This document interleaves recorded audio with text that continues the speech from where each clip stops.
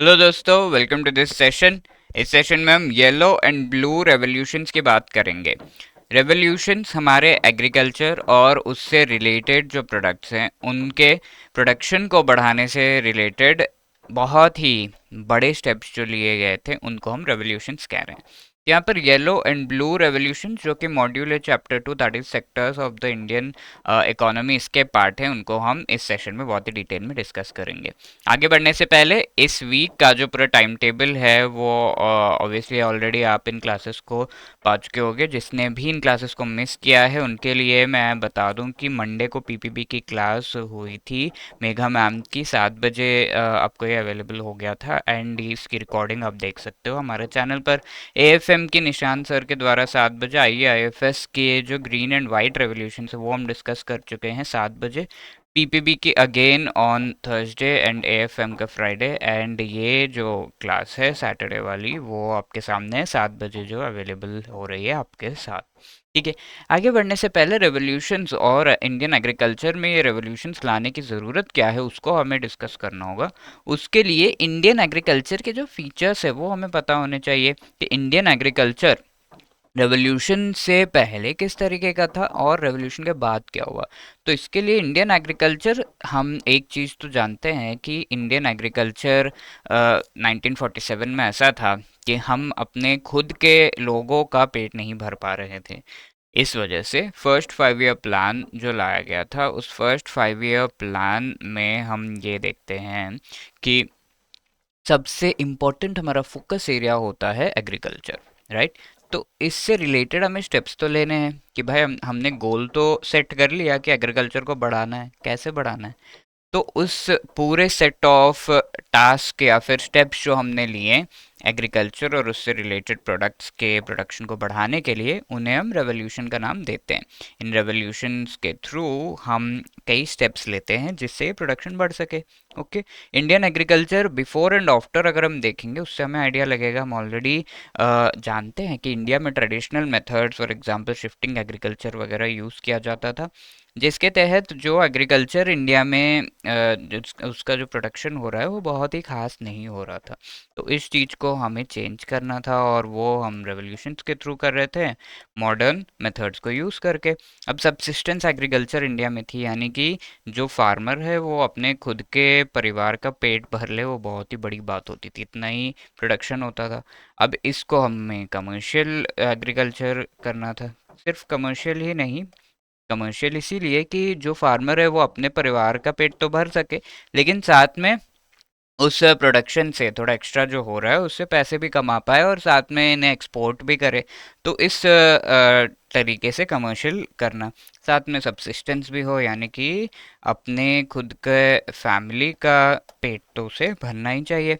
अब rainfed farming India में है, यानी कि हम पूरी तरीके से डिपेंडेंट हैं कि मॉनसून आएगा भाई तभी सही से हमारा जो है, सही से मॉनसून होगा तो सही से एग्रीकल्चर होगी। बट मॉनसून तो काफ़ी एक आज के डेट में अनप्रडिक्टेबल हो गया है क्लाइमेट चेंज के बाद। किसी साल ऐसा होता है कि बहुत ज़्यादा बारिश हो जा रही है, सही समय पे नहीं हो रही है। किसी साल ऐसा होता है कि बहुत कम बारिश हो रही है। तो ऐसे सिचुएशन में मानसून पर डिपेंडेंट रहना, रेन फेड फार्मिंग जो है इंडिया में रहना, वो हमारे लिए अच्छा नहीं है। तो हमें इरिगेशन फार्मिंग करना होगा, जिसके लिए जो हमारे नदियाँ हैं, हमारे पॉन्ड्स हैं, हमारे लेक्स हैं, उनमें से पानी लेकर के हम किस तरीके से प्रोडक्शन कर सकते हैं, उस चीज़ को अच्छे से एक्सप्लोर करना है और उस डायरेक्शन में हम आगे बढ़ रहे थे।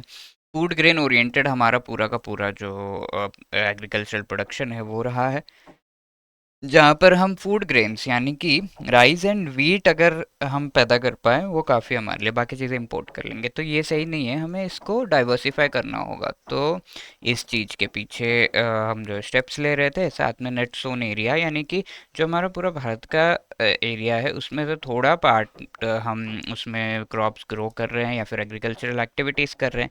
अब इसको बढ़ाने की ज़रूरत है ताकि ज़्यादा, हमारी पॉपुलेशन तो बढ़ते जा रही है तो रिसोर्सेज बढ़ने चाहिए, तो वो भी हमें करना होगा। दोनों चीज़ों को कैसे बैलेंस करना है, लोगों के लिए रहने के लिए जगह भी बढ़नी चाहिए और साथ में रिसोर्सेज भी। ठीक है, तो उनको बैलेंस करने से रिलेटेड स्टेप्स क्या लेने चाहिए वो भी हमारे रेवोल्यूशंस का पार्ट था। अब हम आज का जो मेन टॉपिक है that is yellow.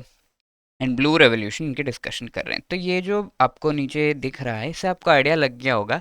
Yellow revolution actually related है ऑयल्स के प्रोडक्शन से related, mainly oil seeds, edible oils जो हैं उनके ऑयल सीड्स को प्रोड्यूस का उसका जो प्रोडक्शन है उसे बढ़ाने से रिलेटेड है। तो इसके मेन एम्स क्या है वो देख लेते हैं। ऑयल सीड्स की प्रोडक्शन को बढ़ाना, ऐसा बढ़ाना कि वो एक्सपोर्ट हम कर सकें इन ऑयल सीड्स को, ठीक है, not just for Indian people available रहे और साथ में वो एक्सपोर्ट भी किया जा सके, क्योंकि ऑयल सीड्स की प्राइसेस भी काफ़ी रेम्यूनरेटिव होते हैं। ये 1986 से 1990 के बीच में 4-5 साल जो है बहुत ही तेज़ी से ये पूरा काम किया गया था। और फादर ऑफ द रेवोल्यूशन, यानी कि ऐसे व्यक्ति जिन्होंने इस रेवोल्यूशन को सक्सेसफुल बनाने में बहुत ही इंपॉर्टेंट रोल प्ले किया है, वो है मिस्टर सैम पित्रोडा। ठीक है, आई होप ये चीज़ें आपको याद रहेंगी। और ये जो है टोटली येलो रेवोल्यूशन का जो ऑल द इंफॉर्मेशन है वो हम यहाँ पे देख चुके हैं। अब आगे ब्लू रेवोल्यूशन, तो नाम से और इस पिक्चर को देख के तो आपको समझ में आ ही गया होगा कि हम फिशरीज़ का जो प्रोडक्शन है उसे बढ़ाने से रिलेटेड ब्लू रेवोल्यूशन में सारे स्टेप्स ले रहे हैं, जहाँ पर हम मेनली नॉट जस्ट फिशरीज जो हमारे मराइन या फिर हम कह सकते हैं कि हमारे पास कहाँ कहाँ से फ़िश का प्रोडक्शन और उससे रिलेटेड जो ऑर्गेनिजम्स जो यूज़ किए जाते हैं उनका प्रोडक्शन कहाँ कहाँ से हो रहा है। एक तो समुंदर से, यानी कि मराइन प्रोडक्शन है, दूसरे नदियों नदियों से, पॉन्ड्स हो गए, हमारे रिजर्वॉयर्स हो गए वहाँ से, तो इसे इनलैंड वाटर्स कहते हैं। ठीक है, दोनों सोर्सेस है हमारे, उन दोनों सोर्सेस को भी इस ब्लू रेवोल्यूशन का पार्ट बनाया गया।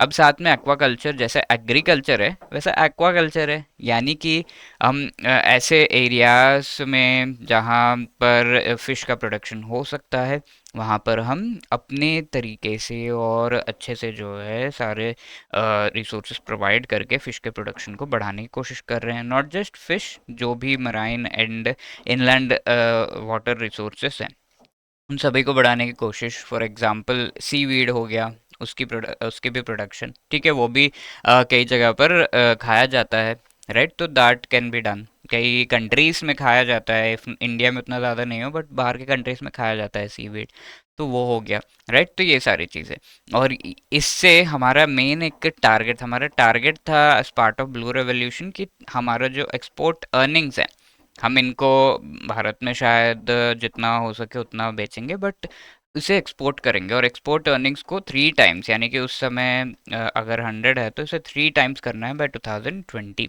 तो ये था मेन पीरियड इसका जो चला था 1973 to 2002 के बीच में, ये हमने किया था। और 10 जो है 15-20 सालों में हमें 3 टाइम्स करना था जो भी हमारा एक्सपोर्ट अर्निंग है। ऑल्दो ये चीज़ पूरे तरीके से रियलाइज़ नहीं हो पाई, but we have done really great. और इसमें हमारा जो नेतृत्व किया है वो डॉक्टर अरुण कृष्णन ने किया है। दैट इज़ वाई इनको जो है फादर ऑफ दिस रेवोल्यूशन कहा जाता है। इसी तरीके से हमने ये चार तो देख लिया है, green, white, yellow and blue. अब आगे और भी इसी तरीके के रेवोल्यूशन है, फॉर एग्जांपल गोल्डन रेवोल्यूशन, जिसमें fruit, Honey, horticulture, this is the next important thing. Horticulture का मतलब क्या है, फ्रूट्स हो गए और एप्पल, ये सारे जो रिलेटेड हम कह सकते हैं एग्रीकल्चर से रिलेटेड वो सारी चीज़ें। तो इसमें मिस्टर नीरपाक टुटेज जो है इन्हें फादर ऑफ द रेवोल्यूशन माना जाता है। 91 से 2003 के बीच में ये किया गया था। गोल्डन रेवोल्यूशन से याद आता है गोल्डन फाइबर रेवोल्यूशन। अब ये गोल्डन फाइबर क्या है, जूट को हम गोल्डन फाइबर कहते हैं। तो भारत में हम जानते हैं कि वेस्ट बंगाल का एरिया स्पेसिफिकली, वहाँ पर जूट की बहुत ही बढ़िया प्रोडक्शन होती है। तो उसको बढ़ावा देने से रिलेटेड 91 से 2030 के बीच में, 2003 के बीच में ये स्टेप्स लिए गए थे। अब गोल्डन हो गया तो सिल्वर भी है। सिल्वर रेवोल्यूशन एग्स से रिलेटेड है, एग्स के प्रोडक्शन को बढ़ाने से रिलेटेड। और मिसेस इंदिरा गांधी, आप इन्हें जो है मदर ऑफ द रेवोल्यूशन कह लो, तो इनका मेन रोल रहा है इसमें 1969 से 78 के बीच में। अब नेक्स्ट सिल्वर है, तो सिल्वर फाइबर भी है जो कि कॉटन, ठीक है। तो ये रेवोल्यूशन 2000 के जो है 2000 जो साल था उसके आसपास ने स्पीड पकड़ी थी। अब आगे है पिंक रेवोल्यूशन। पी से आपको याद हो जाना चाहिए फार्मास्यूटिकल, प्रॉन्स और ऑनियन का जो कलर है पिंक, तो इनके प्रोडक्शन को बढ़ाने से रिलेटेड।